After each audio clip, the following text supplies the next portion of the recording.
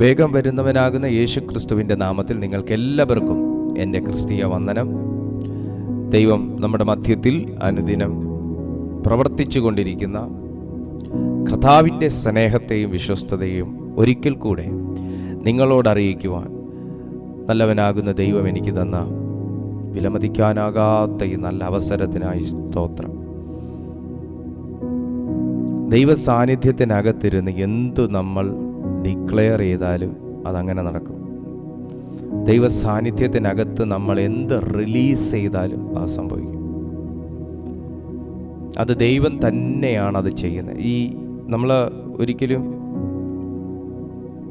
TV news കേട്ടുകൊണ്ടിരിക്കുമ്പം നമ്മൾ ദൈവ സാന്നിധ്യത്തിൽ നിറയാൻ ബുദ്ധിമുട്ടാണ്. കാരണം നമ്മുടെ ശ്രദ്ധ, നമ്മുടെ ഫോക്കസ് എല്ലാം പോകുന്നത് ന്യൂസിലേക്കാണ്.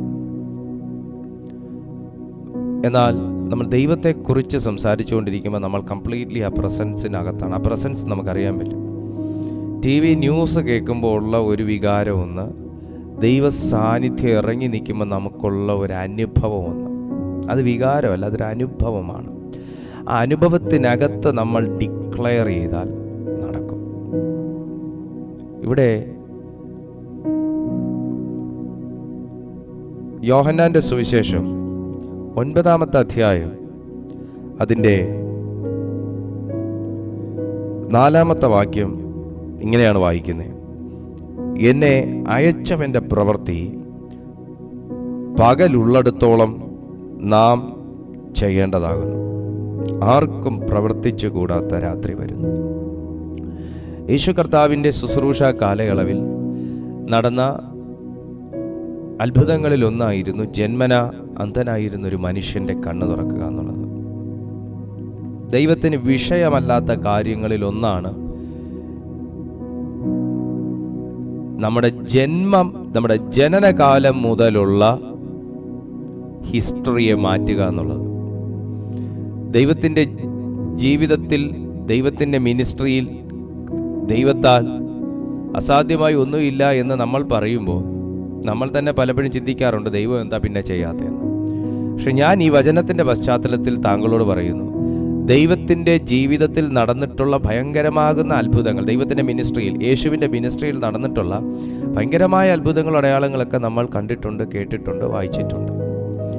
പക്ഷേ ദൈവത്തിനൊരു പ്രശ്നമേ അല്ലാത്തൊരു കാര്യമാണ് ജനനം മുതലുള്ള നിന്റെ ഹിസ്റ്ററി, പഴയ ഹിസ്റ്ററി, അന്ധതയുടെ ഹിസ്റ്ററി, അന്ധകാരത്തിൻ്റെ ഹിസ്റ്ററി, പാരമ്പര്യത്തിൻ്റെ ഹിസ്റ്ററി പാടേ തുടച്ച് നീക്കുക എന്നുള്ളത്. അത് ഞാൻ കർത്താവിൽ മാത്രം കണ്ടിട്ടുള്ള ഒരു അത്ഭുതകരമായ ഒരു കാര്യമാണ്.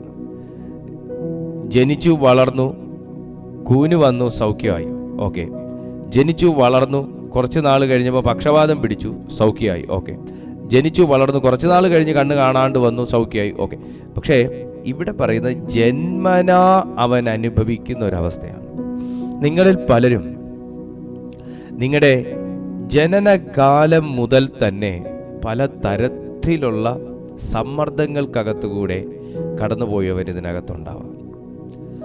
ജനനകാലം മുതൽ തന്നെ നിങ്ങളുടെ അമ്മയും അപ്പനും ഒക്കെ പറഞ്ഞു കേട്ട കഷ്ടകാലങ്ങളെക്കുറിച്ചും കഷ്ടപ്പാടുകളെക്കുറിച്ചും നിങ്ങൾ കേൾക്കുകയും ഇന്ന് പതിവിലും വ്യത്യസ്തമല്ലാത്ത ചില അതേ അനുഭവത്തിൽ കൂടെ, അതായത് നിങ്ങളുടെ അപ്പനും അമ്മയും അനുഭവിച്ച അതേ അവസ്ഥയിൽ തന്നെ ഇന്ന് നിങ്ങളും ജീവിച്ചു പോയിക്കൊണ്ടിരിക്കുന്ന, ഒരുപക്ഷെ അവർ നിങ്ങളോട് പറഞ്ഞ പണ്ട് കാലത്തെ ചരിത്രം നിങ്ങൾ നിങ്ങളുടെ മക്കളോട് പറഞ്ഞു കൊടുത്തിട്ടുള്ള അവസ്ഥകളിലായിരിക്കാം ഇപ്പോൾ നിങ്ങളും കടന്നു പോകുന്നത്. അപ്പം അർത്ഥം എന്താ? നിങ്ങളുടെ അപ്പനും അമ്മയും അനുഭവിച്ച അതേ കാര്യം തന്നെ നിങ്ങളിലൂടെയും തുടർന്നു കൊണ്ടിരിക്കുന്നു. ഇത് തന്നെ നിങ്ങളുടെ മക്കളിലേക്കും പകർന്നു കൊടുക്കുന്നു. അത് തന്നെ അവരുടെ മക്കൾക്ക് അവർ പകർന്നു കൊടുക്കാൻ വേണ്ടി പോകുന്നു. ഈ ഒരു അവസ്ഥയിൽ നിങ്ങൾ ആരെങ്കിലും എന്നെ കേൾക്കുന്നുണ്ടെങ്കിൽ, ഞാൻ ഇന്ന് വായിച്ച ഈ വചനത്തിൻ്റെ അടിസ്ഥാനത്തിൽ ഞാൻ പ്രവചിക്കുന്നു, ജന്മനാ ഉള്ള ചില ശാപങ്ങൾ പരിശുദ്ധാത്മാവ് മാറ്റാൻ പോവുക. ജനനകാലം മുതലുള്ള ചില കഷ്ടപ്പാടുകൾ, ജനിച്ച നാൾ മുതൽ നീ കേട്ട കഷ്ടതകളെയും കഷ്ടതയുടെ സാക്ഷ്യങ്ങളെയും നിന്റെ കാതുകളിൽ നിന്നും ചിന്തകളിൽ നിന്നും എന്നേക്കുമായി ദൈവം തുടച്ചു മാറ്റാൻ പോവുക. ഒരു കുഴപ്പമുണ്ട്. ഈ മനുഷ്യൻ അതിപ്പോ വിശ്വാസിയാണെങ്കിൽ അവിശ്വാസിയാണെങ്കിലും, അവൻ ഉയർച്ചയില്ലെങ്കിൽ ഈ നാട്ടുകാർക്കും നമ്മളെ അറിയാന്നുള്ളവർക്ക് ഒരു പറച്ചിലുണ്ട്, ഇവൻ ഉയരുന്നില്ലെങ്കിൽ എന്തോ തക്കതായ തെറ്റ് ഇവന്റെ ജീവിതത്തിലുണ്ട്.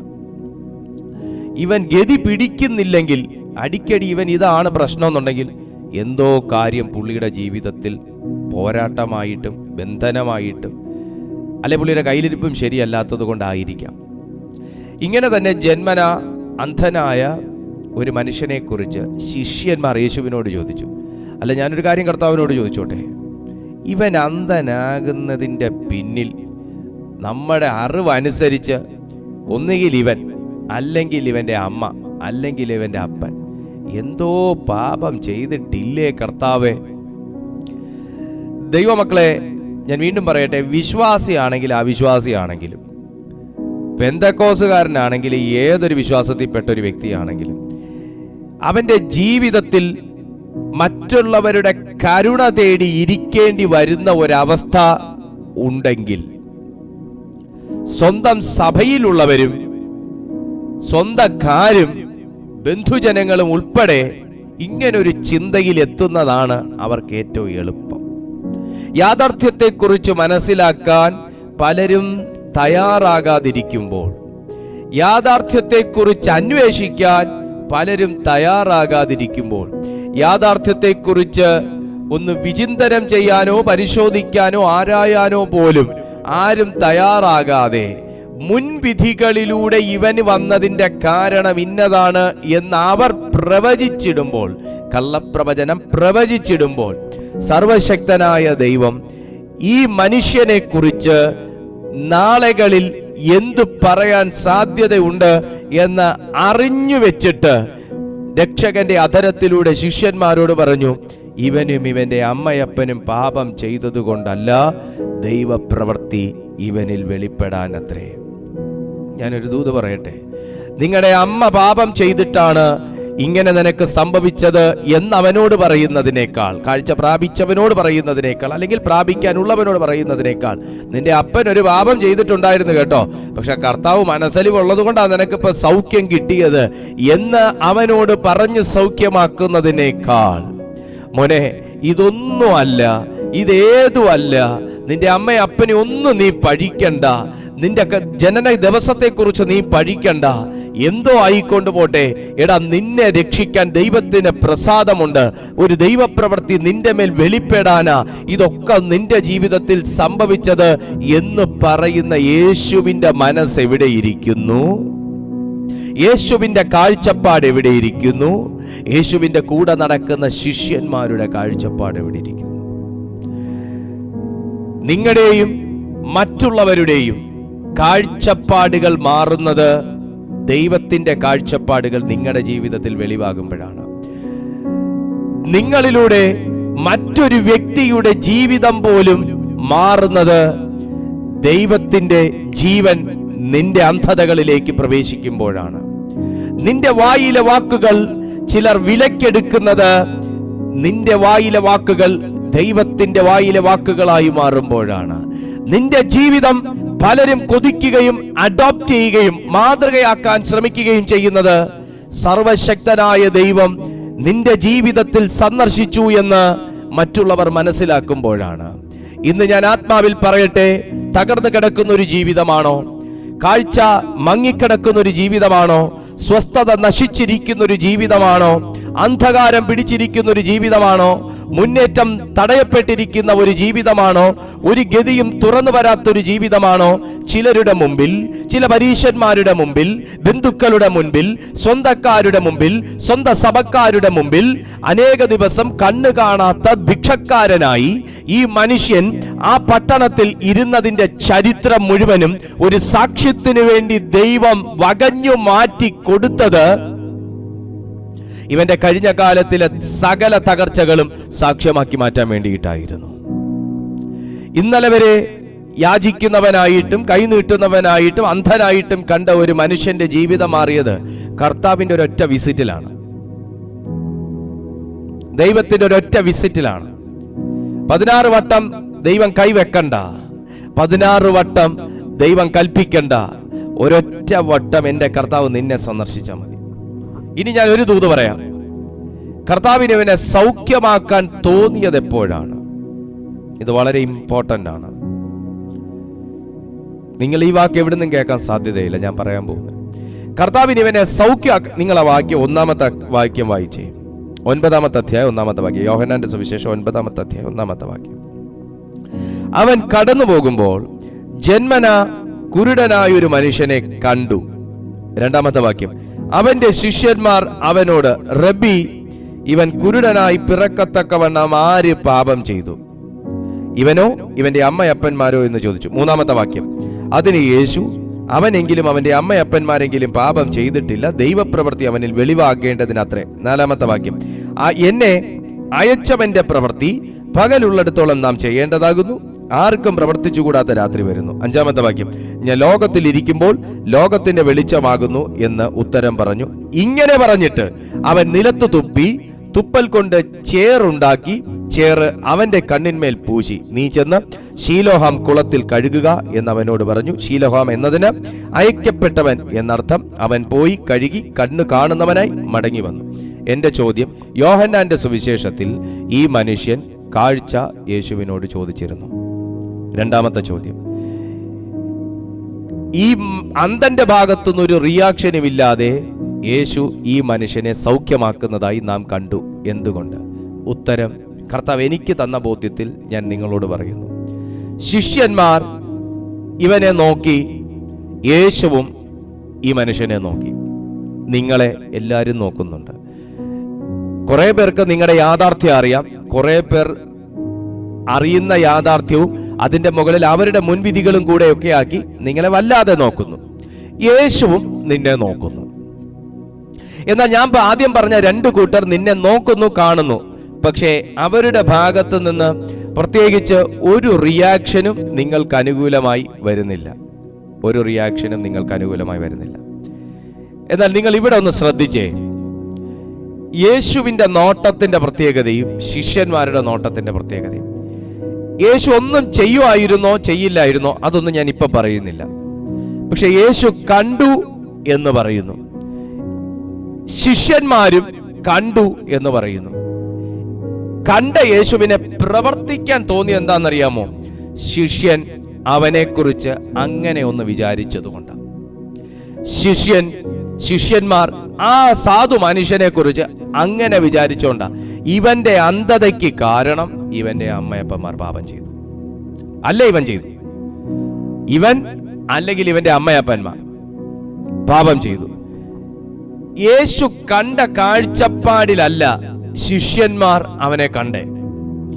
യേശു നോക്കിയ കണ്ണുകൊണ്ടല്ല ശിഷ്യന്മാർ അവനെ നോക്കിയേ.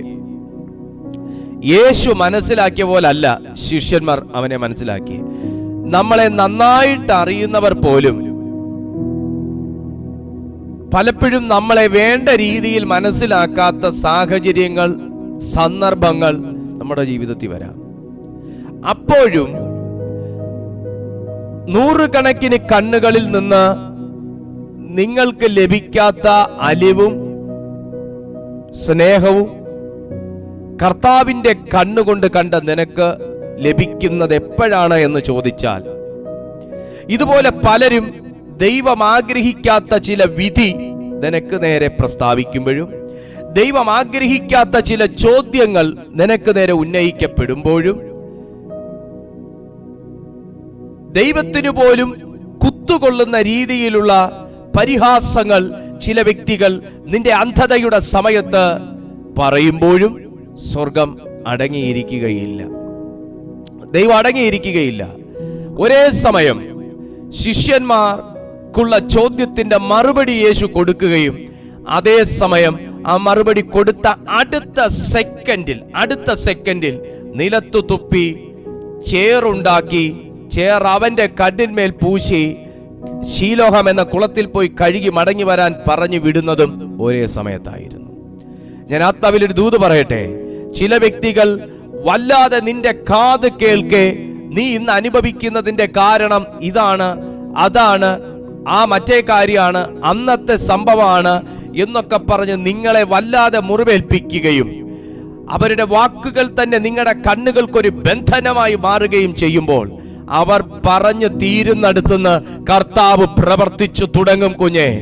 അവർ പറഞ്ഞു തീരുന്നടുത്തുനിന്ന് ദൈവം പ്രവർത്തിച്ചു തുടങ്ങും കുഞ്ഞെ. അവർ പറഞ്ഞ് ആശ്വസിക്കുന്ന ആ സെക്കൻഡ് മുതൽ ദൈവം പ്രവർത്തിച്ചു തുടങ്ങും കുഞ്ഞെ. പ്രവൃത്തിക്ക് 2 ഡയമെൻഷൻ ഉണ്ട്, 2 വശങ്ങളുണ്ട്. അതിൽ ഒരു പ്രവൃത്തി നിന്റെ കണ്ണ് തുറക്കാനും മറ്റേ പ്രവൃത്തി അവന്റെ നാവടയ്ക്കാനുമായിരിക്കും. അതിൽ ഒരു പ്രവൃത്തി, ദൈവത്തിൽ നിന്ന് വെളിപ്പെടുന്ന ഒരു പ്രവൃത്തി നിന്റെ കണ്ണ് തുറക്കാനും മറ്റൊരു പ്രവൃത്തി അവന്റെ വായടയ്ക്കാനുമായിരിക്കും. ഞാൻ ആത്മാവിൽ പറയുന്നു, ഇന്നൊന്നും ചെയ്യാൻ കഴിയാതെ നിരാലംബനും നിരായുധനും നിഷ്ക്രിയനുമായി നീ ചിലരുടെ അലിവ് കാത്ത് ഇരിക്കേണ്ടി വരുന്ന ഒരന്ധനെ പോലെയാണ് ഇന്ന് ഈ സന്ദേശം കേൾക്കുന്നതെങ്കിൽ, നിങ്ങൾ ജീവിക്കുന്നു എങ്കിലും മരിച്ചവനെ പോലെയും നടക്കുന്നു കാണുന്നു എങ്കിലും അന്ധനെ പോലെയുമാണ് നിങ്ങൾ ജീവിക്കുന്നതെങ്കിൽ, ചിലർ പറഞ്ഞു നിർത്തിയെടുത്തെന്ന് തമ്പുരാൻ നിനക്കുള്ള മറുപടികൾ പ്രവർത്തിച്ചു തുടങ്ങുമെന്ന് ഈ വചനത്തിന്റെ അടിസ്ഥാനത്തിൽ ഞാൻ പ്രവചിക്കുന്നു. അവർ പറഞ്ഞു തീർന്നെടുത്തുനിന്ന് ദൈവം പ്രവർത്തിച്ചു തുടങ്ങി. അവർ വിധിച്ച് നിർത്തിയെടുത്തെന്ന് ദൈവം പ്രവർത്തിച്ചു തുടങ്ങി. അവർ ഇവനെക്കുറിച്ച് മനസ്സിലാക്കിയെടുത്ത് നിന്ന് ദൈവം പ്രവർത്തിച്ചു തുടങ്ങി. എനിക്ക് ഏറ്റവും സന്തോഷമുള്ളൊരു കാര്യം, ശിഷ്യന്മാർ ആ ചോദ്യം ചോദിച്ചതാ. എടോ, അവർ ചോദിച്ചില്ലായിരുന്നെങ്കിൽ ഈ മനുഷ്യന് കാഴ്ച കിട്ടുമോ എന്നുള്ള കാര്യം ഡൗട്ടാ. അല്ലെങ്കിൽ ഇവൻ ചോദിക്കണം കാഴ്ച. Praise to Jesus, hallelujah. മനുഷ്യൻ നിലവിളിച്ചു, കരഞ്ഞു.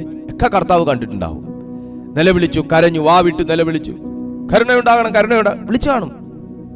പക്ഷേ ഇവന്റെ മറുപടി ഇത്രയും വേഗതയിൽ വരാൻ ചിലരുടെ ആരോപണങ്ങളാണ് കാരണമായത്. നിങ്ങൾ ഇന്ന് ഈ ആരോപിക്കപ്പെടുകയും നിങ്ങൾ ഇന്ന് നാണം കെടുകയും നിങ്ങൾ പരിഹസിക്കപ്പെടുകയും നിങ്ങൾ കേൾക്കാതെ ചില വ്യക്തികൾ നിങ്ങളെക്കുറിച്ച് അപവാദം പറയുകയും നിങ്ങളോട് അസൂയപ്പെടുകയും നിങ്ങളെ എഴുന്നേറ്റം പിടിക്കാൻ സമ്മതിക്കാവുകയും നിങ്ങളെ മുന്നേറാൻ വിടാതെയും നിങ്ങൾക്കുള്ള അവസരങ്ങൾ പറഞ്ഞടയ്ക്കുകയും നിങ്ങൾക്കെതിരെ കുപ്രചരണങ്ങൾ പ്രസിദ്ധപ്പെടുത്തുകയും ഒക്കെ ചെയ്യുന്നത് നിന്റെ വിടുതലിന്റെ വേഗത വർദ്ധിപ്പിക്കുകയുള്ളൂ. അതെന്തിനാണെന്നറിയാമോ? ചില വ്യക്തികൾ നാവിട്ടടിക്കുന്നത് നിന്റെ കണ്ണ് കാണാത്തത് കാണാനാണ്. ചില വ്യക്തികൾ വായി തുറന്ന് നിനക്കെതിരെ ഇങ്ങനെ പറഞ്ഞുകൊണ്ട് നടക്കുന്നത് നിന്റെ കണ്ണ് കാണാത്തത് കാണാനാണ്. നിന്റെ കാല് പോയിട്ടില്ലാത്തടുത്ത് പോകാനാണ്. നിന്റെ കൈകൾ തൊട്ടിട്ടില്ലാത്തത് തൊടാനാണ്. നിന്റെ കാതുകൾ കേട്ടിട്ടില്ലാത്തതിനെ കുറിച്ച് കേൾക്കാനാണ്. എന്നാൽ ഈ മനുഷ്യന്റെ കാഴ്ചയ്ക്ക് കാരണം ശിഷ്യന്മാർ ചോദിച്ചതാണ്. ഞാൻ ശിഷ്യന്മാർ തെറ്റ് ചെയ്തു എന്നല്ല പറയുന്നേ. ഇവിടെ ഈ സംഭവ സ്ഥലത്ത് ശിഷ്യന്മാരേ ഉള്ളൂ. പക്ഷേ കർത്താവ് മറുപടി കൊടുത്തത് ശിഷ്യന്മാരുടെ വായിലൂടെ വന്ന ഈ ചോദ്യം ഉണ്ടല്ലോ, ഇതാ നാട്ടിലെ വിശ്വാസമായിരുന്നു. ശിഷ്യന്മാർ പാപിയാണ്, പാപം ചെയ്തു എന്നല്ല ഞാൻ പറഞ്ഞു, വചനം അങ്ങനെയല്ല പറയുന്നത്. പക്ഷെ അവരുടെ പലരുടെയും പരീശന്മാരുടെ യഹൂദന്മാരുടെ വിശ്വാസമാണ് ഇവരുടെ വായിലൂടെ പുറത്തു വന്നത്. ഇവരുടെയും വിശ്വാസം അങ്ങനെയാണ്, ഇവരുടെ അറിവ് അങ്ങനെയാണ്. മക്കളെ, ദൈവം നമ്മുടെ ജീവിതത്തെ ദർശിച്ചാൽ പല വിശ്വാസങ്ങളും മാറും. ദൈവം നമ്മുടെ ജീവിതം സന്ദർശിച്ചാൽ പല പാരമ്പര്യ ചിന്തകളും മാറും. ദൈവം നമ്മുടെ ജീവിതത്തെ കണ്ടാൽ അതാ പറയും, ഞാൻ പകലുള്ളിടത്തോളം ഞാൻ ലോകത്തിലിരിക്കുമ്പോൾ ലോകത്തിന്റെ വെളിച്ചാകുന്നു. പകലുള്ളിടത്തോളം അത് പ്രവർത്തിക്കേണ്ടതുമാകും, നാം പ്രവർത്തിക്കേണ്ടതുമാകും. ദൈവം നമ്മുടെ ജീവിതം സന്ദർശിച്ചാൽ മറ്റു പലരുടെ വാക്കുകൾ, അപവാദങ്ങൾ, ആരോപണങ്ങൾ ദൈവപ്രവൃത്തിയുടെ വേഗത കൂട്ടും. ദൈവപ്രവൃത്തിയുടെ വേഗത കൂട്ടും. ആരും പറയുന്ന കേട്ട് നീ തലകുനിക്കണ്ട. ആരും പറയുന്ന കേട്ട് നീ നിരാശപ്പെടണ്ട. ആരും പറയുന്ന വിശ്വാസം കേട്ട് ഇങ്ങനെയാകും, അങ്ങനെയാകും, ഇങ്ങനെ പോയാൽ അങ്ങനെ ആയിരിക്കും, എത്ര കാലമായി തുടങ്ങിയിട്ട്, ആരും പറയുന്ന കേട്ട് നീ ദൈവപ്രവൃത്തിക്ക് മുമ്പേ ഓടണ്ട. ആരും പറയുന്ന കേട്ട് പ്രാർത്ഥന നിർത്തണ്ട. കർത്താവ് നിനക്ക് വേണ്ടി ചെയ്യാൻ പോവുക. ഇന്ന് പലരെയും കുറിച്ച് നീ കേൾക്കുന്നത്, അവർ നിന്നെക്കുറിച്ച് ഇങ്ങനെ പറഞ്ഞു, അവർ നിങ്ങളെക്കുറിച്ച് ഈ രീതിയിൽ സംസാരിച്ചു, അവർ നിങ്ങൾക്കെതിരായിട്ട് ഇന്നത് ചെയ്തു. ഇതൊക്കെ കേൾക്കുന്നത് ഒരു ദൈവപ്രവൃത്തി വെളിപ്പെടാനാ. പാവം അന്ധനായി ഈ മനുഷ്യൻ അവിടെ ഇരിക്കുമ്പോൾ ഈ മനുഷ്യൻ്റെ സകല സ്വാതന്ത്ര്യങ്ങളും ബന്ധിച്ചു വെച്ചിരിക്കുക. ഈ മനുഷ്യൻ്റെ ജീവിതത്തിലെ സ്വാതന്ത്ര്യം, അവകാശം നടക്കണമെങ്കിൽ ഏതെങ്കിലും ഒരു മനുഷ്യൻ കനിയണം. എന്നാൽ മറ്റുള്ളവനെ ആശ്രയിക്കേണ്ട അവസ്ഥയിൽ നിന്ന് എന്നേക്കുമായി കർത്താവിൻ്റെ ആത്മാവ് അവനെ സ്വതന്ത്രമാക്കിയത് ഈ ചോദ്യങ്ങൾ ആ പട്ടണത്തിൽ ഉന്നയിച്ചതുകൊണ്ടാണ്. ഇവൻ്റെ അമ്മയോ അപ്പനോ ഇവനോ പാപം ചെയ്തോണ്ടാ ഇങ്ങനെ ഇരിക്കുന്നേ, അതുകൊണ്ട് ഇവൻ ഇത് അനുഭവിക്കേണ്ടതാണ് എന്ന് ചിലരുടെ വിധിച്ച വിധിയാണ് ദൈവപ്രവൃത്തി വെളിപ്പെടാൻ പോകുകയാണെന്ന് യേശു പ്രവചിക്കാൻ കാരണം. ഇന്ന് കർത്താവ് നിന്നെ നോക്കിയാണോ കുഞ്ഞെ പ്രവചിക്കുന്നത്? നിന്നെ നോക്കിയാണോ ഈ വചനം പരിശുദ്ധാത്മാവ് സംസാരിക്കുന്നത്? നിന്നെ നോക്കിയാണോ ദൈവാത്മാവ് ഈ ദൂത് പറഞ്ഞുകൊണ്ടിരിക്കുന്നത്? നിന്റെ വീട്ടിലേക്കാണോ ഇന്ന് സ്വർഗം ഈ ദൂത് അയക്കുന്നത്? നിന്റെ വീട്ടിലേക്കാണോ ദൈവം ഈ കൽപ്പന അയക്കുന്നത്? പലരും നീ കേൾക്കുകയും കേൾക്കാതെയും നിന്റെ സാന്നിധ്യത്തിലും അസാന്നിധ്യത്തിലും നിന്നെക്കുറിച്ച് പറഞ്ഞ് പ്രചരിപ്പിച്ചത് മുഴുവനും നിന്റെ തെറ്റാണ്, നിന്റെ വീട്ടുകാരുടെ തെറ്റാണ്, നിങ്ങളുടെ കഴിവുകേടാണ്, വീട്ടുകാരുടെ പ്രശ്നമാണ് എന്നൊക്കെ പറഞ്ഞ് കേട്ട് നിങ്ങൾ തഴമ്പിച്ചും നിരാശപ്പെട്ടും ഇരിക്കുന്ന ഒരു അവസ്ഥയിലാണെങ്കിൽ പരിശുദ്ധാത്മാവ് പറയുന്നു, ചില ചോദ്യങ്ങളല്ലേ ഈ അന്ധന്റെ ജീവിതത്തിൽ കണ്ണ് തുറന്നു കൊടുത്തത്? ചില പ്രവചനങ്ങൾ തന്നല്ലേ ഈ അന്ധന്റെ ജീവിതത്തിൽ ഒരു ദൈവപ്രവൃത്തിയെ വിളിച്ചു വരുത്തിയത്? ചില വ്യക്തികളുടെ ആമേൻ പ്രഖ്യാപനങ്ങൾ ഈ കാരണം കൊണ്ട് തന്നെയാണ് എന്ന് പറഞ്ഞത് തന്നെയല്ലേ? ഇതൊന്നുമല്ല, ഒരു ദൈവപ്രവൃത്തി വെളിപ്പെടാൻ തന്നെയാണെന്ന് സാക്ഷാലാകുന്നവൻ വെളിപ്പെടുത്തിയത്. കാഴ്ച പ്രാപിച്ച് മടങ്ങി വന്ന മനുഷ്യൻ, നിങ്ങൾ ആ മനുഷ്യന്റെ മുഖത്തേക്ക് നോക്കിയേ. ആൾക്കിപ്പോ പഴയ കോൺഫിഡൻസ് അല്ല, ആൾക്കിപ്പോ പഴയ മെന്റാലിറ്റി അല്ല. വൈ? എന്തുകൊണ്ടാ? ആളുടെ സംസാരത്തിലുണ്ട് ആൾ പഴയ ആളല്ല എന്ന്. അത് അഹങ്കാരം കൊണ്ടല്ല കേട്ടോ, അഹങ്കാരം കൊണ്ടല്ല. എന്താണ് അതിനൊക്കെ സംഭവിച്ചതെന്ന് ചോദിച്ചപ്പം എനിക്കെന്താ സംഭവിച്ചതെന്നൊന്നും അറിയത്തില്ല. യേശു എന്ന് പേരുള്ള ഒരുവൻ നിലത്തുനിന്ന് ചേറുണ്ടാക്കി എൻ്റെ കണ്ണി പൂജി കുളത്തിൽ പോയി കഴുകാൻ പറഞ്ഞു. കഴുകി ഞാൻ വന്നു, എൻ്റെ കണ്ണ് കണ്ടു. ഇതിനപ്പുറം എന്നോട് ഇനി ഒന്നും ചോദിക്കരുത്. എനിക്കിപ്പം നന്നായിട്ട് കാണാം. ഇയാൾ ഇനി എത്ര കെട്ടാൻ നോക്കിയാലും എനിക്ക് നന്നായിട്ട് കാണാം. എന്താ ഇത്രയും ഒരു കനം സംസാരത്തിന്? പുള്ളിയുടെ അമ്മയ്ക്കും അതെ, ഒരു കനമുണ്ട്. നിങ്ങളുടെ കൊച്ചിന് കണ്ണ് കാണാമായിരുന്നോ? എൻ്റെ കൊച്ചിന് കണ്ണ് കാണത്തില്ലായിരുന്നു. എന്നിട്ട് ഇപ്പൊ അവന് കണ്ണ് കാണാം. അവൻ എന്നെ അമ്മയെന്ന് വിളിച്ചു, അപ്പാന്ന്. എന്താ കാരണം? എനിക്കൊന്ന് അറിയണം. എന്താ കാരണം? ഇവർക്ക് ഇത്രയും കാഴ്ച പ്രാപിച്ചപ്പം ജാട കയറിയതാണോ? കാഴ്ച പ്രാപിച്ചപ്പോൾ അഹങ്കാരം വന്നാണ്? ഒന്നുമല്ല, ഇതൊന്നും അല്ല. കാരണം അതൊന്നുമല്ല. ഇവരൊറ്റ വാക്കിൽ പരീശന്മാർക്ക് ഉത്തരം കൊടുക്കാനും എന്റെ ഉത്തരത്തിന്മേൽ നിങ്ങൾ എന്ത് ചെയ്താലും ഞാൻ ഏറ്റോളാം, കാരണം എന്നെ കാണുന്ന ഒരുവനുണ്ടല്ലോ എന്ന് അവർ കരുതാനും കാരണം മറ്റൊന്നല്ല. കാഴ്ചയില്ലാത്ത സമയത്ത് കാലുകൊണ്ട് തൊഴിച്ചില്ല എന്നേ ഉള്ളൂ, അമ്മാതിരി വാക്കുകൊണ്ട് തൊഴിച്ചായിരുന്നു. ജന്മനാ കുരുടനാണ്. മനുഷ്യന്റെ പ്രായം ഏകദേശം ഈ വചനം പറയുന്ന വെച്ച് മനസ്സിലാക്കാൻ പറ്റുന്നതൊക്കെ ഉള്ളൂ. അപ്പൊ അതിനപ്പുറം ഒന്നും പറയാനില്ലാതിരിക്കുമ്പോ ഒരു മേലാഴിക തുടങ്ങിയ അന്ന് മുതൽ തുടങ്ങിയ കുത്താണ്. ആദ്യമൊക്കെ സഹതാപത്തിന്റെ സന്ദർശനങ്ങളാണെങ്കിൽ പിന്നെ വരുന്നത് വലിയ വലിയ കുന്തങ്ങൾ കൊണ്ടാണ്. പക്ഷെ നാവിലാണെന്ന് മാത്രം, കുന്തം കൊണ്ടുവരുന്ന നാവിലാണെന്ന് മാത്രം. സഹതാപത്തിനകത്തും ഒരു കുത്തിൽ പൊതിഞ്ഞാണ് കൊടുക്കുന്നത്. പ്രത്യേകിച്ച് സഹായം ഒന്നും ഇല്ലേലും വാക്കുകൊണ്ട് ഒരു കുത്തിൽ പൊതിഞ്ഞാണ് എല്ലാം കൊടുക്കുന്നത്. സ്തോത്രം. അതുകൊണ്ടാണ് ഈ അമ്മയ്ക്കും അപ്പനും മകൻ കാഴ്ച കിട്ടിയെന്ന് പറഞ്ഞപ്പോ ഈ ചോദ്യം ചെയ്തവരോട് ഒരല്പമല്ലാത്തൊരു അസ്വസ്ഥതയുള്ളത്. കാരണം നാള് കുറെ ആയി കേൾക്കാൻ തുടങ്ങിയിട്ട്. അമ്മയോ അപ്പനോ പാപം ചെയ്തിട്ടാ ചെക്കൻ ഈ അവസ്ഥ, അമ്മയോ അപ്പനും മര്യാദയ്ക്ക് ജീവിക്കാത്തോണ്ടാ ചെക്കൻ ഈ അവസ്ഥ. സ്തോത്രം. ദൈവത്തോട് പാപം ചെയ്തു എന്നാ തോന്നുന്നത്. മകന്റെ അവസ്ഥ അത് തന്നെ. ഇരിക്കുമ്പോ എല്ലാം കേൾക്കും. ഒരു 5 രൂപ അതിനകത്ത് പാത്രത്തിൽ ഇട്ട് കൊടുത്തില്ലേലും നടന്നു പോകുമ്പോ ആരാന്നൊന്നും അറിയത്തില്ല, പക്ഷെ കേൾവി കൊണ്ട് അവൻ കേൾക്കുക. ഓ ആർക്കുണ്ടായതാണോ ആവോ, പാപമാന്ന് തോന്നുന്നു. ദേ കണ്ണ് കാണാതിരിക്കുന്ന കണ്ടില്ലേ? ഇതൊക്കെ നമ്മൾ പഠിച്ചതിനകത്തുണ്ടെന്നേ. എന്തോ തെറ്റ് ചെയ്തിട്ടാ എന്ന് വെച്ചാൽ സ്നേഹത്തിന്റെ രാവിലെ വന്ന ആൾ അവിടെ ഇരുന്നാൽ സ്നേഹത്തിന്റെ വാക്ക് കേൾക്കുന്നതിനേക്കാളും ഏറെ വേദനിപ്പിക്കുന്ന വാക്കാ കേൾക്കുന്നത്. സ്തോത്രം. അന്ന് വൈകുന്നേരം കാഴ്ച കാണുന്ന എല്ലാരും കൂടെ ഇവന്റെ കിട്ടിയ കാശ് എണ്ണി നോക്കിയാൽ അവൻ അന്നത്തെ ദിവസം കുത്തുവാക്ക് കേട്ടതിൻ്റെയും പൊട്ടിച്ചിരിച്ചിട്ട് പോയതിൻ്റെയും ആക്ഷേപിച്ചിട്ട് പോയതിൻ്റെയും ചെരുപ്പിട്ട് ഒന്ന് ചവിട്ടിയിട്ടൊക്കെ പോയതിൻ്റെയും പകുതിക്ക് പകുതി മുതലാകത്തില്ല. ഞാനൊരു കാര്യം പറയട്ടെ, നമ്മൾ സഹിക്കുന്നു സഹിക്കുന്നു സഹിക്കുന്നു എന്ന് പറയത്തില്ലേ, നമ്മൾ സഹിക്കുന്നതിനേക്കാളും ദൈവം സഹിക്കുന്നുണ്ട് പലരെയും. നമ്മൾ സഹിക്കുന്നതിനേക്കാൾ ദൈവം പലരുടെയും പ്രവൃത്തികളെ സഹിക്കുന്നുണ്ട്. നമ്മൾ കേൾക്കുന്നതിനേക്കാൾ അധികം കേൾക്കുന്ന ദൈവമാണ്. ഇപ്പൊ ഒരാൾ എന്നെക്കുറിച്ച് ദോഷം പറഞ്ഞാൽ എൻ്റെ ചെവി കേൾക്ക വന്നു എന്ന് പറഞ്ഞാലേ എനിക്കറിയത്തുള്ളൂ. പക്ഷെ മറ്റെവിടെയെങ്കിലും വെച്ച് എന്നെക്കുറിച്ച് പറയുന്നതും കൂടെ കേൾക്കുന്നത് ദൈവമാണ്, അല്ലയോ? അല്ലേ? ഇപ്പൊ എൻ്റെ അടുത്ത് വന്ന് ചിരിച്ചോണ്ട് സംസാരിക്കുന്ന വ്യക്തി നാളെ എൻ്റെ അസാന്നിധ്യത്തിൽ എന്ത് പറയുന്നു എന്ന് എനിക്ക് അറിഞ്ഞുകൂടാ. പക്ഷെ അതുപോലെ എൻ്റെ ദൈവമാണ് കേൾക്കുന്നത്. അപ്പൊ ഞാൻ ചിലരെ സഹിക്കുന്നതിനേക്കാളും, ഞാൻ ചിലരെ മനസ്സിലാക്കുന്നതിനേക്കാളും ദൈവമാണ് മനസ്സിലാക്കുന്നത്, സഹിക്കുന്നത്. അപ്പൊ പ്രവൃത്തിക്ക് വേഗത കൂടൂലേ? സന്തോഷിക്കുന്നേ. നിങ്ങളുടെ കാര്യങ്ങളെക്കുറിച്ച് ഏകദേശമൊക്കെ അറിയാവുന്ന വ്യക്തികൾ പോലും നിങ്ങൾക്കെതിരായി നിൽക്കുന്നതിന് നിങ്ങൾ സന്തോഷിക്കുന്നേ. നമ്മൾ ഈ ഭൂമിയിലേക്ക് പിറന്നു വീണപ്പോ എല്ലാവരും എനിക്ക് അനുകൂലമായിക്കോണം എന്ന് പറഞ്ഞൊന്നും അല്ലല്ലോ നമ്മൾ വന്നേ. നമ്മൾ വന്നത് നമ്മുടെ ഇഷ്ടത്താലും അല്ലല്ലോ, കർത്താവാകുന്നുവല്ലോ നമ്മളെ ഈ ഭൂമിയിലേക്ക് അയച്ചത്. അയച്ചവന് അതിൻ്റെതായ ഒരു ഉദ്ദേശമുണ്ട്. ഈ ഭൂമിയിൽ നമ്മളെ കൊണ്ടൊരു ഉദ്ദേശമുണ്ട്. നിങ്ങളുടെ ജനനം അത് വെറുതെ അല്ല, അത് കർത്താവ് പ്രയോജനപ്പെടുത്തും.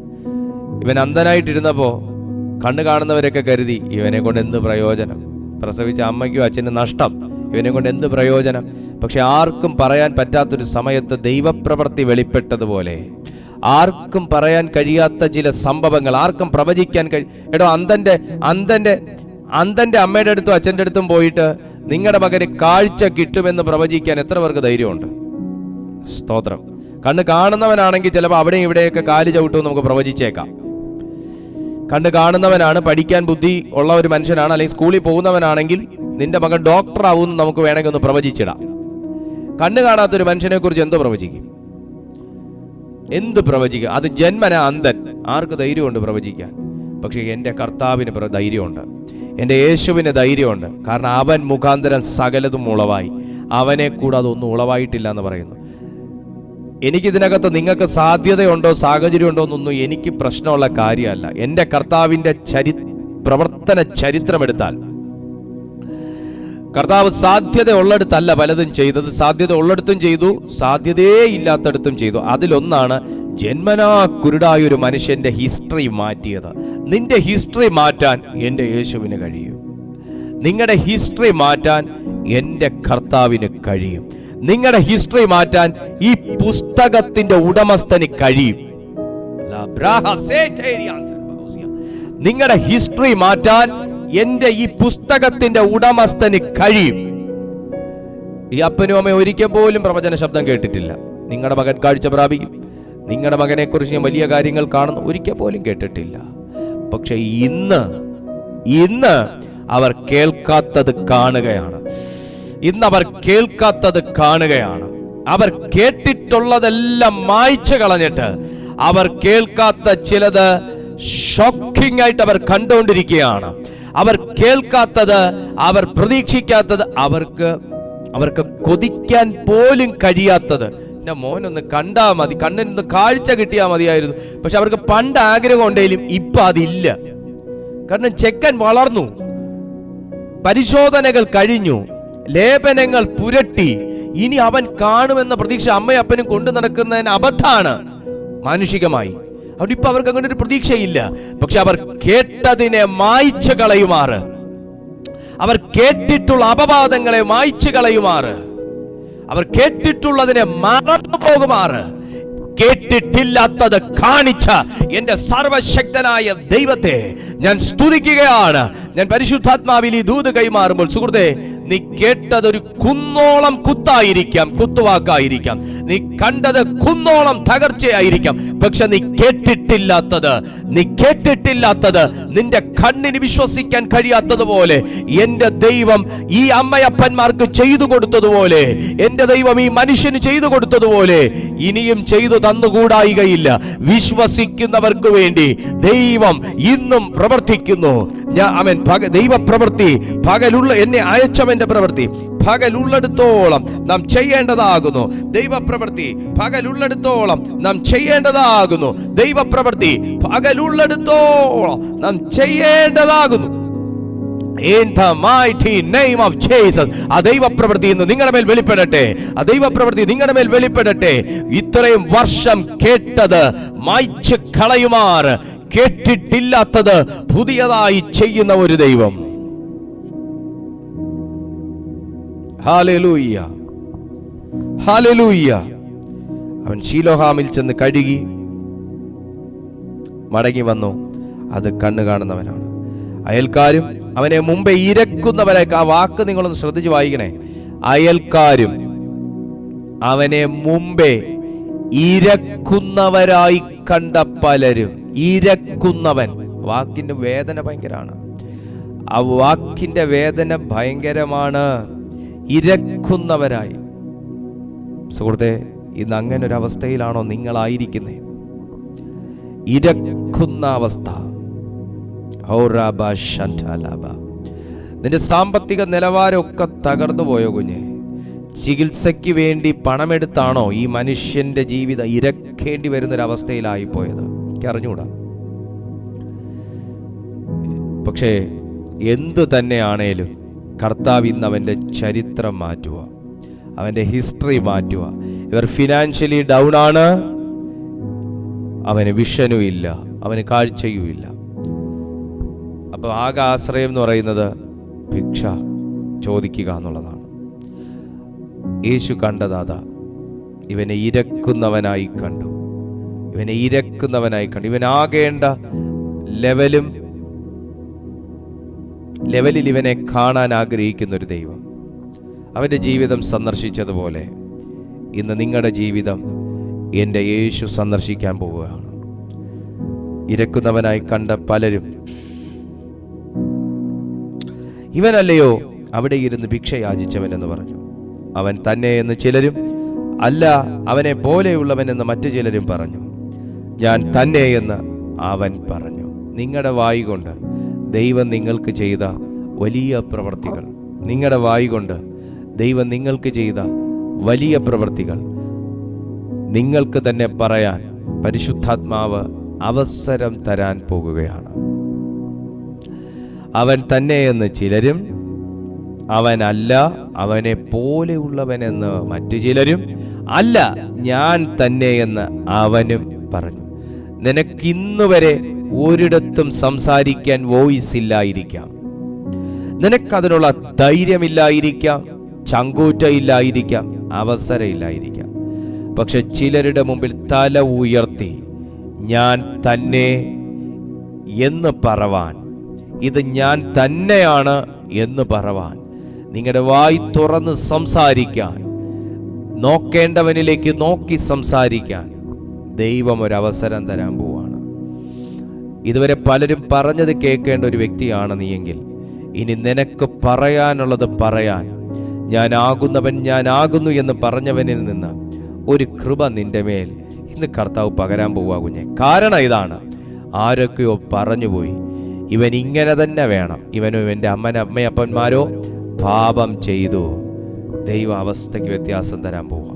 വിശ്വസിക്കുക, ദൈവ അവസ്ഥയ്ക്ക് വ്യത്യാസം തരാൻ പോവാ. വിശ്വസിക്കുന്ന ദൈവമക്കൾ,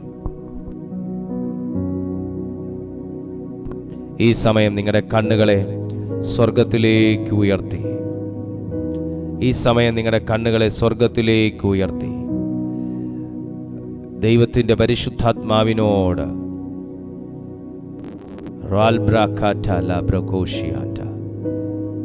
നിങ്ങൾ പ്രാർത്ഥിച്ചേ. കർത്താവേ, ചില വ്യക്തികൾ നിന്നെ കണക്കിൽ കവിഞ്ഞ് ചിലത് പറഞ്ഞത് നിന്റെ വിടുതലിന് കാരണമായി തീരും, നിന്റെ കണ്ണ് തുറക്കുന്നതിന് കാരണമായി തീരും. ചില വ്യക്തികൾ കണക്കിൽ കവിഞ്ഞ് നിങ്ങളെ ശകാരിച്ചത് ഒരു ദൈവപ്രവൃത്തിക്ക് കാരണമായി തീരും. ചില വ്യക്തികൾ കണക്കിൽ കവിഞ്ഞ് വിധിച്ചു കളഞ്ഞത് ഒരു ദൈവപ്രവൃത്തിക്ക് കാരണമായി തീരും.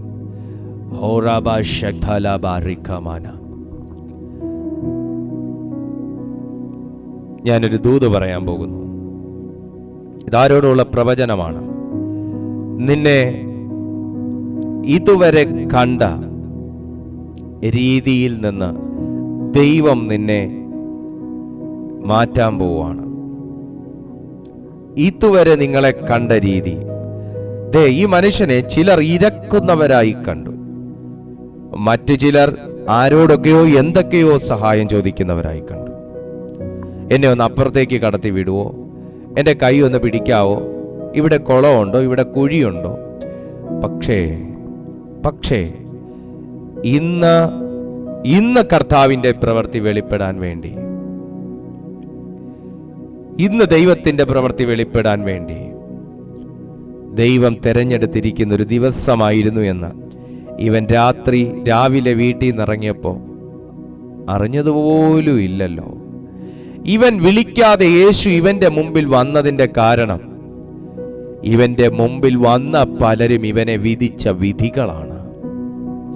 ഇവന്റെ മുമ്പിൽ അയക്കപ്പെട്ട പലരും ഇവനെ നോക്കി പറഞ്ഞ വാക്കുകളാണ്. കുഞ്ഞെ, ഇന്ന് നിനക്ക് വേണ്ടി ഒന്ന് ആത്മാർത്ഥമായി പ്രാർത്ഥിക്കാൻ പോലും ആരും ഇല്ലെങ്കിലും, ആരൊക്കെയോ എവിടെയൊക്കെയോ ഇരുന്ന് ദൈവത്തിന് നിരക്കാത്ത നിലകളിൽ നിങ്ങളെക്കുറിച്ച് എന്തെങ്കിലുമൊക്കെ പറഞ്ഞു പോയിട്ടുണ്ടെങ്കിൽ, ആരും വിളിക്കാതെ നിന്റെ ബെഡ്റൂമിനകത്ത് എൻ്റെ ദൈവം ഇറങ്ങി വരും. എന്തിനെന്നറിയാമോ? നിന്റെ വായ കൊണ്ട് എനിക്കിത് ചെയ്തത് ദൈവം തന്നെ, ഇത് അനുഭവിച്ച വ്യക്തിയും ഞാൻ തന്നെ എന്ന് നിങ്ങളുടെ വാ കൊണ്ട് പറയാൻ. ആരെങ്കിലും കരുതിയോ ഈ മനുഷ്യന് സംസാരിക്കാനുള്ള വോയിസ് ഉണ്ടാകുമെന്ന്? അല്ല, കണ്ണ് കാണാത്ത മനുഷ്യന്റെ വാക്കിന് എന്ത് വില? ഇവന്റെ കണ്ണ് തുറന്നു എന്നുള്ളതാ ഇവന്റെ വാക്കിന് വില വന്നത്. ഓ, യേശുവിന്റെ നാമത്തിൽ ഇന്ന് ഞാൻ ആരോടും അത് പറയുകയാണ്. നിങ്ങൾ കണ്ണ് തുറന്നു കിട്ടിയവനാണ് എന്ന് ചിലർ അറിഞ്ഞാൽ നിന്റെ വാക്കിന് വില ഉണ്ടാവും. പക്ഷെ ഇന്നലെയാണ് ഇവൻ ഈ വാക്ക് പറഞ്ഞെങ്കിൽ, ഇരിയടോ അവിടെ, കണ്ണ് കാണാത്ത നിന്റെ വാക്കിന് എന്താ വില എന്ന് ചിലർ ചോദിച്ചാലും വകയാ. പക്ഷേ ഇന്നിവന്റെ വാക്കിന് വില വന്നത് ഇവന്റെ കണ്ണ് തുറന്നു കിട്ടിയത് കൊണ്ടാണ്. സുഹൃത്തെ, നിന്റെ അടഞ്ഞ മേഖലകൾ തുറന്നു കിട്ടിയാൽ നിന്റെ പ്രസൻസിന് വിലയുണ്ടാകും. നിന്റെ അടഞ്ഞ മേഖലകൾ തുറന്നു കിട്ടിയാൽ നിന്റെ വാക്കിന് വിലയുണ്ടാകും. നിന്റെ അടഞ്ഞുപോയ മേഖലകൾ തുറന്നു കിട്ടിയാൽ നിങ്ങളുടെ പേരിന് വിലയുണ്ടാവും. ഇന്ന് പ്രാർത്ഥിക്കും, പിതാവേ, ചിലർ അതിനെക്കുറിച്ച് വിധിച്ചത് ഈ അടയപ്പെട്ട മേഖലകൾ തുറന്നു വരാൻ കാരണമാകട്ടെ.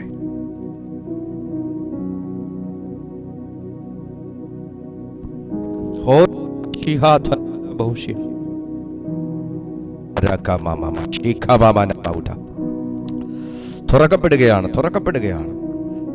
നിന്റെ കണ്ണ് നിറയിച്ചവർ കാണുക. നിങ്ങളുടെ കണ്ണ് നിറയിച്ചവർ കാണുക. നിന്റെ വാക്കിന് പരിശുദ്ധാത്മാവ് വില തരാൻ പോവുക. ഇന്ന് വാക്കിന് വിലയില്ല എന്ന് നിന്നെ നോക്കി ആരെങ്കിലും ഒക്കെ പറഞ്ഞെങ്കിൽ, നിന്റെ ഒരു വാക്കിന് വേണ്ടി കാത്തിരിക്കുന്ന സമയം വരുക. ഇന്ന് നിങ്ങൾക്കൊരു സദസ്സിൽ വിലയില്ലെങ്കിൽ, നിന്റെ പ്രസൻസിന് വില വരുന്നൊരു കാലം പരിശുദ്ധാത്മാവ് ഒരുക്കാൻ പോവുക. യെസ്, ശിഷ്യന്മാർ ചോദിച്ച ചോദ്യം വർഷങ്ങൾ കൊണ്ട് അനേകർ ചോദിക്കുന്ന ചോദ്യമാണ്. എന്നാൽ ഇന്ന് കാര്യങ്ങൾക്ക് പരിശുദ്ധാത്മാവ് വ്യത്യാസം വരുത്തുക.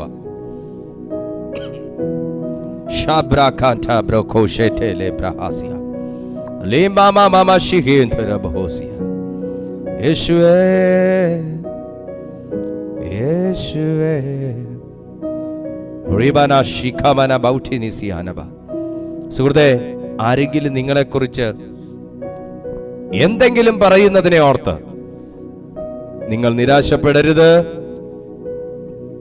അവരുടെ വാക്കുകൾ ദൈവത്തിന്റെ പ്രവൃത്തിക്ക് വേഗത കൂട്ടും. അവരുടെ വാക്കുകൾ ദൈവത്തിന്റെ പ്രവൃത്തിക്ക് വേഗത കൂട്ടും. അവരുടെ വാക്കുകൾ ദൈവത്തിന്റെ പ്രവൃത്തിക്ക് വേഗത കൂട്ടും. നീ രോഗിയായതുകൊണ്ട് നിന്നെക്കുറിച്ച് ചില വ്യക്തികൾ എന്തെങ്കിലുമൊക്കെ പറയുന്നത് കേട്ട് നീ നിരാശപ്പെടരുത്. അവരുടെ വാക്കുകൾ ദൈവപ്രവൃത്തിക്ക് വേഗത കൂട്ടും. നീ സാമ്പത്തികമായി തകർന്നതുകൊണ്ട്, കുടുംബജീവിതം ഉലഞ്ഞതുകൊണ്ട് അവർ പറയുന്ന വാക്കുകളിൽ നീ വിഷമിക്കരുത്. അവരുടെ വാക്കുകൾ ദൈവപ്രവൃത്തിക്ക് വേഗത കൂട്ടും. Oh Jesus, oh mighty father, we bless your name my father. shabrahata labrahazi, നീ തുറന്നതല്ലാതെ ഞങ്ങൾക്കൊന്നുമില്ല കർത്താവേ. നീ കാണിച്ചതല്ലാതെ ഞങ്ങൾക്കൊന്നുമില്ല കർത്താവേ. നീ നൽകിയതല്ലാതെ ഞങ്ങൾക്കൊന്നുമില്ല കർത്താവേ. മനുഷ്യർ പറഞ്ഞതുപോലെ അല്ല, നീ പറഞ്ഞതുപോലെ ഞങ്ങളുടെ ജീവിതത്തിൽ ചെയ്യുന്ന ദൈവം. മനുഷ്യർ കണ്ടതുപോലല്ല, അങ്ങ് ഞങ്ങളെ കാണിച്ചതുപോലെ ജീവിതത്തിൽ ചെയ്യുന്ന ദൈവം. Oh my Jesus, oh Jesus മെഹാന്തരിയാന്ത. സുഹൃത്തേ, നിന്റെ ജീവിതം കർത്താവ് സന്ദർശിക്കുന്ന ദിവസമായത്. നിന്റെ വീട്ടിൽ ഇന്ന് ആരും സന്ദർശിക്കാനില്ലെങ്കിലും എന്റെ ദൈവം ആരും കടന്നു വരാത്ത നിന്റെ വീട്ടിലേക്ക് ഈ സന്ദേശത്തിന്റെ ശക്തിയാൽ, ഇത് അവന്റെ വചനമാകയാൽ, ഇത് അവിടുത്തെ വാക്കാകയാൽ, ഇനി വചനത്തോടുകൂടെ അവിടുന്ന് നിങ്ങളുടെ ഭവനം സന്ദർശിക്കുകയാണ്. ഹോ ഷാൽബ്രഹാറ്റ സീരിയ, in the mighty name of Jesus. Oh my Jesus. പിതാവേ, ഞാൻ ഈ ജനത്തിനായി പ്രാർത്ഥിക്കുന്നു. ഇവരെ അവിടുന്ന് അനുഗ്രഹിക്കുന്നതിനായി സ്തോത്രം. ഇന്ന് ഞങ്ങൾ കേട്ട വചനം ഞങ്ങളുടെ ജീവിതത്തിന് വലിയ ചൈതന്യം, ഉണർവ് ഏകി കർത്താവേ. അതേ നാഥ, ഞങ്ങളുടെ കണ്ണുകളെ കാണേണ്ട പോലെ തുറന്നു തരണമേ. ഞങ്ങളുടെ ആത്മാവിനെ പ്രകാശിപ്പിക്കണമേ. എന്നെ അയച്ചവന്റെ പ്രവൃത്തി പകലുള്ളിടത്തോളം നാം ചെയ്യേണ്ടതാകുന്നു എന്ന് പറഞ്ഞ യേശുവിന്റെ പ്രവൃത്തി ഞങ്ങളുടെ ജീവിതത്തിൽ ഇന്നും നടക്കുമെന്ന് കേൾക്കപ്പെട്ട വചനത്താൽ ഞങ്ങളോട് സംസാരിച്ച നല്ല ദൈവമേ, ഈ വചനത്തിന്റെ മുമ്പിൽ ഞങ്ങളെ തന്നെ സമർപ്പിക്കുന്നു. വചനം കേട്ട ഓരോ ജനവും യേശുവിന്റെ നാമത്തിൽ അനുഗ്രഹിക്കപ്പെടട്ടെ. ഇപ്പോൾ രോഗബാധിതർ യേശുവിന്റെ നാമത്തിൽ രോഗാത്മാവിൽ നിന്ന് വിടുവിക്കപ്പെടട്ടെ. ഒരു അത്ഭുത സൗഖ്യം യേശുവിൻ നാമത്തിൽ സംഭവിക്കട്ടെ. ആ കുരുടൻ കാഴ്ച പ്രാപിച്ച പോലെ യേശുവിന്റെ നാമത്തിൽ അത്ഭുത രോഗസൗഖ്യം ഇപ്പോൾ ഉണ്ടാകട്ടെ. വിശ്വസിക്കുന്നവരുടെ മേൽ ആ സൗഖ്യകരം ഇപ്പോൾ പതിയട്ടെ. അവിടുന്ന് അങ്ങനെ ചെയ്ത വലിയ കൃപയ്ക്കായി സ്തോത്രം. എല്ലാ മഹത്വവും അങ്ങേക്ക്, യേശുവിൻ നാമത്തിൽ തന്നെ. ആമേൻ. കർത്താവ് നിങ്ങളെ അനുഗ്രഹിക്കട്ടെ. ഭയങ്കരമായ ദൈവപ്രവർത്തികൾ ഇന്ന് നടന്നിട്ടുണ്ട്. നിങ്ങളുടെ പ്രാർത്ഥനാ വിഷയങ്ങൾ, സാക്ഷ്യങ്ങൾ എല്ലാം കാണുന്ന നമ്പറിൽ ഞങ്ങൾക്ക് വാട്സാപ്പിൽ നിങ്ങൾ അറിയിക്കുക. അപ്പോൾ തന്നെ എല്ലാ ദിവസവും രാവിലെ 6:30 മണിക്കും വൈകുന്നേരം 6:30 മണിക്കും കർത്താവിൻ്റെ മാറ്റമില്ലാത്ത ദൈവവചനം രാവിലെ യൂട്യൂബിലും വൈകുന്നേരം 6:30 മണിക്ക് യൂട്യൂബിലും സൂമിലുമായി ദൈവകൃപയാൽ നടത്തപ്പെടുന്നു. എല്ലാ മീറ്റിങ്ങിനും നിങ്ങൾ പങ്കെടുക്കുക. കർത്താവ് വലിയ കാര്യങ്ങൾ നിങ്ങളുടെ ജീവിതത്തിൽ ചെയ്യും, പലരുടെയും ജീവിതത്തിൽ ചെയ്തുകൊണ്ടേയിരിക്കുന്നു. അതുകൊണ്ട് നിങ്ങൾ മീറ്റിംഗ് കഴിവിൻ്റെ പരമാവധി മുടങ്ങാതെ നിങ്ങൾ അറ്റൻഡ് ചെയ്യുക. കർത്താവ് വലിയ കാര്യങ്ങൾ ചെയ്യും. സ്വർഗം വിശ്വസ്തനാണ്. അടുത്ത ദിവസം തമ്മിൽ കാണുന്നതുവരെ അത്യുന്നതൻ്റെ ചിറകിൻ്റെ കീഴിൽ കർത്താവ് നമ്മെ സൂക്ഷിക്കട്ടെ.